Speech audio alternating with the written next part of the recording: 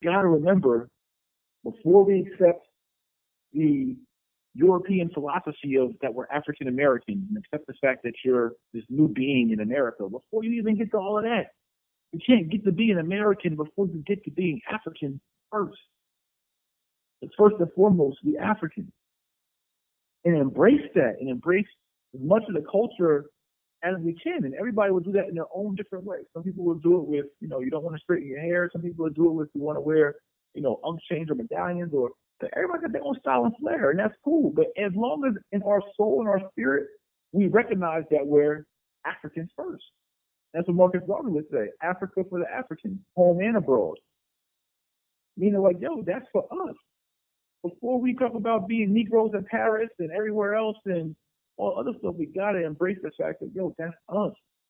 We Africans, and being proud of that. And another thing that I've taken into my own ideology from the philosophies and teachings of Marcus Garvey, the Honorable Marcus Garvey, is this is my own reading, my own interpretation of just being a smart Black man, smart African man, smart young king. He talks about us as African people in America and throughout the Caribbean and all over the world. We have to understand that, yes, our condition is rough now. And two really great points that he makes, and one of the reasons why we're here in this repair call.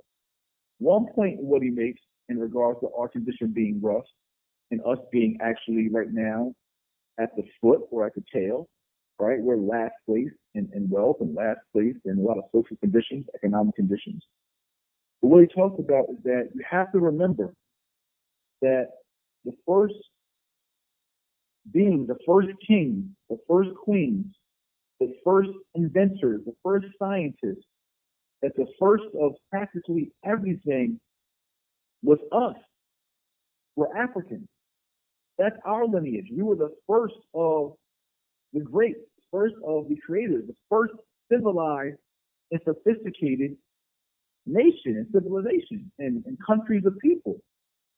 And so at one point, we were number one. We were clearly number one and more sophisticated and more well-cultured than other countries or other nationalities or other territories. So this is a historical fact. And I read in a book also called Conquer and Conquest.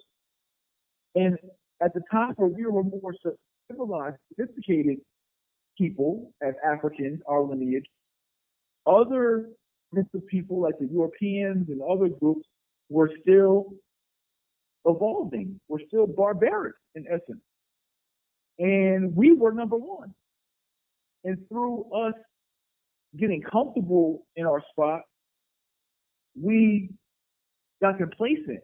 And while others were still striving to get out of their barbaric state and trying to get more resources and trying to compete, they, long story short, end up surpassing us. At one point in time, Great Britain, one of the greatest European nations, had control over a quarter of the world's landmass.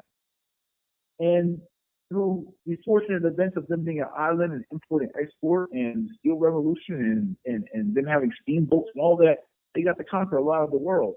And through our complacency and the lack of navigation through water and us being centralized in Africa, et cetera, we became at a disadvantage and we became the conquered. But the point that Marcus Garvey made in all of that, understanding in our African pride, is that, and his point was, don't be mad at the European Americans or white people for them handling their business. All that is within us to handle our own business. And that's Marcus Garvey talking, not just Jay Morrison talking. What he was saying is, like, don't get so caught up in what someone else has done to you or what someone else has, how they have overcome as a race and as a civilization, is that us as African people have the same ability and wherewithal enough to be number one again. This could be in last place now. So different than the Cleveland Cavaliers. They were in last place 3-4 seasons ago. And now they are the championship team. But you gotta be about your business and really outwork that social work and repairing ourselves to get ahead. And that was his whole point. We gotta stop moping, complaining, and pointing the finger and actually look within and say, what can we do as African people to unite, to repair ourselves, to heal ourselves, restore ourselves, without the permission or without the aid of anybody else? Because that's what they would do. When they were in last place, they didn't come to us and say, hey, help us and help us get ahead of you. They went and handled their business. And so my philosophy, ideology as African people in America or wherever the hell we at is, one, understand we got to be unified. Africa first. Before everything else. That's what I got from Malcolm X as part of my book that I'm writing, The Solution. Because we have to realize that before everything else, before our, West Side, East Side, before our fraternities, before our organizations, before our religions, before our sexual orientations and preferences and everything else, before all of that, African first. And so we put all those differences to the side and unite around our homeland and a flag that represents our homeland and being African first. But that's brotherhood, that's race, that's nationality. The same, and one thing I take as a young black man, as hard as it is in corporate America, because it's run majority not by us, is that everybody wants to shy away from being African because you can't get ahead being a proud African. Because that's not how the culture has been set up here in America. To be a proud African, get ahead. You can be a proud Italian and wear your green, red, and white beads, and a proud Puerto Rican even, and you could be a proud Russian and a proud Asian and a proud Jewish American and all that kind of stuff. But be too proud with that red, black, and green, and be too proud African. There's some inherited, whether subliminal or on purpose or unintentional or intentional. There's some kind of cloud that we feel, or some kind of cloud that's there, or some kind of cloud we give ourselves, where many of us don't want to be black and proud, don't want to be African and proud. Because the stigma we believe comes with that. We don't want to put our fists in the air. We don't want to be empowered people. And so what I do to lead by example is say, the hell with all of that. Like, I'm a proud black man. I'm a proud African man. I'm going to rep that all day, every day. I'm going to take what comes with it. And when we start having as much pride in our heritage and our roots and our African roots, which the Queen is going to talk about in a couple of seconds, in regards to what we've come from and the great leaders and the great monumental accomplishments that we've had. We start taking pride in our heritage and our nationality and our race, the same kind of pride that others have in theirs, without anybody's permission. Nobody asks for our permission to have pride in their organization, their race, or their nationality.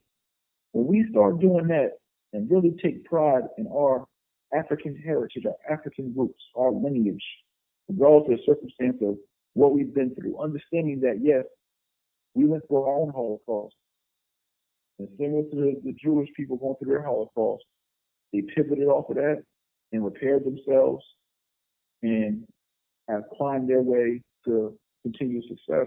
We got to do the same thing and take pride in ours, and without anybody's permission, repair ourselves and climb our way to new heights of success, to being our best, being number one again, to being competitive again, socially, economically, spiritually.